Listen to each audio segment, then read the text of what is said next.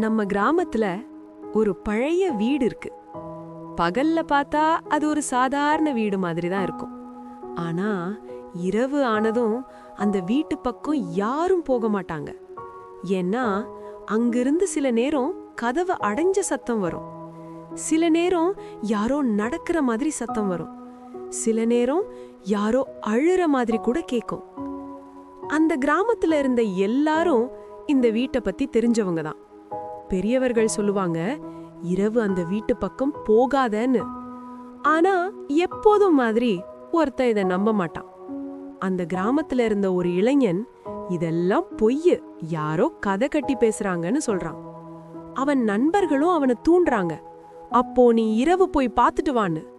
அவனும் சிரிச்சிட்டு, நான் போயிட்டு வந்து நாளைக்கே உங்களுக்கு சொல்றேன்னு சொல்றான். அந்த இரவு சரியாக 11:45க்கு அவன் அந்த வீட்டுக்கு போறான். கிராமம் முழுக்க அமைதி, நாய் குரைக்கிற சத்தம் கூட இல்ல, காற்று மட்டும் மெதுவா வீசுது.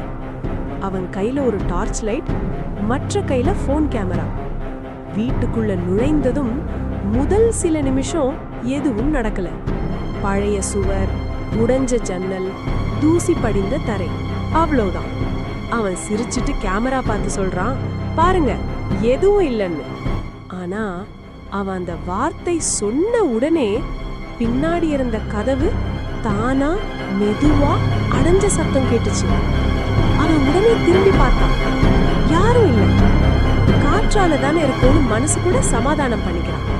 அவன் இன்னும் உள்ள போறான். அப்புறம் மேல மாடியில யாரோ நடக்கிற மாதிரி தடக் தடக் தடக்குன்னு சத்தம். அவனுக்கு கொஞ்சம் பயம் ஆரம்பிச்சிருக்கு. யாருங்கன்னு சத்தமா கேக்குறான். பதில் இல்ல. ஆனா சத்தம் மட்டும் நிக்கல. அவன் மெதுவா படிக்கட்டை எரிஞ்ச மேல போறான். மேல மாடிக்கு போனதும் அங்க ஒண்ணுமே இல்ல. ஆனா அந்த குளிர், அந்த அமைதி, அவனோட மூச்சு சத்தமே பெரியதாக கேக்குது. அவன் திரும்பி கீழே வரப்போற நேரம் அவனுக்கு பின்னாடி அவனோட பெயரை யாரும் மெதுவா கூப்பிட்டாங்க, ராஜா. அவன் உடம்பே உறைஞ்ச மாதிரி நின்னுட்டான். மெதுவா திரும்பி பார்த்தான். அங்க யாரும் இல்ல.